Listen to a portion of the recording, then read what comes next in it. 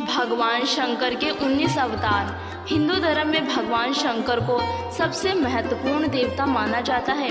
वह त्रिदेवों में एक हैं। इन्हें देवों के देव महादेव भी कहते हैं। इन्हें भोलेनाथ, शंकर, महेश, रुद्र, नीलकंठ, गंगाधर आदि नामों से भी जाना जाता है। इनके कई अवतार बताए जाते हैं। आज इस वीडियो के माध्यम से हम भगवान शंकर के इन अवतारों के बारे में ही जानेंगे।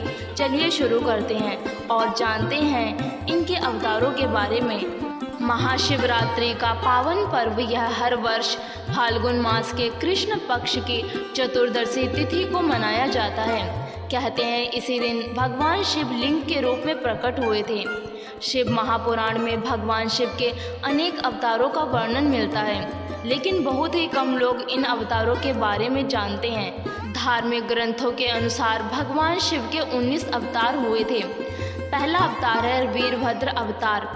भगवान शिव का यह अवतार तब हुआ था जब दक्ष द्वारा आयोजित यज्ञ में माता सती ने अपने शरीर का त्याग कर दिया था। जब भगवान शिव को यह ज्ञात हुआ तो उन्होंने क्रोध में अपने सिर से एक जटा निकाली और उसे रोषपूर्वक पर्वत के ऊपर फेंक दी। उस जटा के पूर्व भाग से महाभयंकर वीरभद्र प्रकट हुए। शिव के इस अवतार ने दक्ष के यज्ञ का विध्वंस कर दिया और दक्ष का सिर काटकर उसे मृत्युदंड दिया। दूसरा पिप्पलाद अवतार। मनुष्य जीवन में भगवान शिव के पिप्पलाद अवतार का बड़ा महत्व है। शनि पीड़ा का निवारण पिप्पलाद की कृपा से ही संभव हो सका। कथा है कि पिप्पलाद ने देवताओं से पूछा, क्या कारण है कि मेरे पिता दधीचि जन्म से पूर्व ही मुझे छोड़कर चले गए।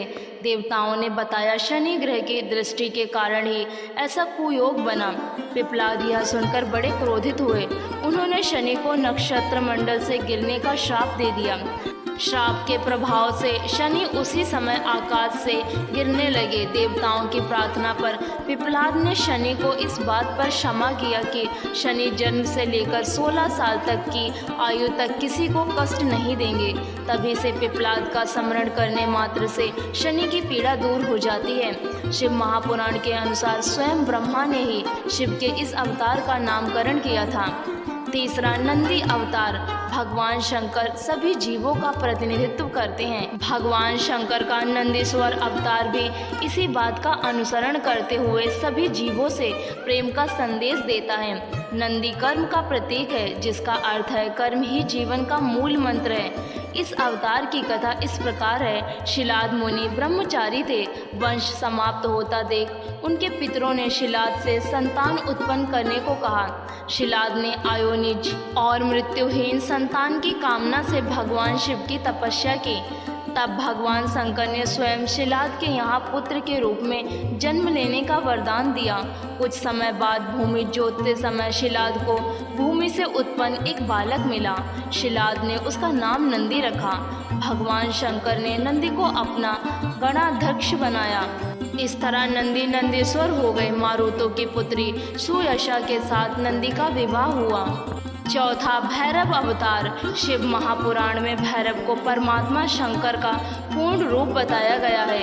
एक बार भगवान शंकर की माया से प्रभावित होकर ब्रह्मा व विष्णु स्वयं को श्रेष्ठ मानने लगे। तब वहाँ तेज पुंज के मध्य एक पुरुषाकृति दिखलाई पड़ी।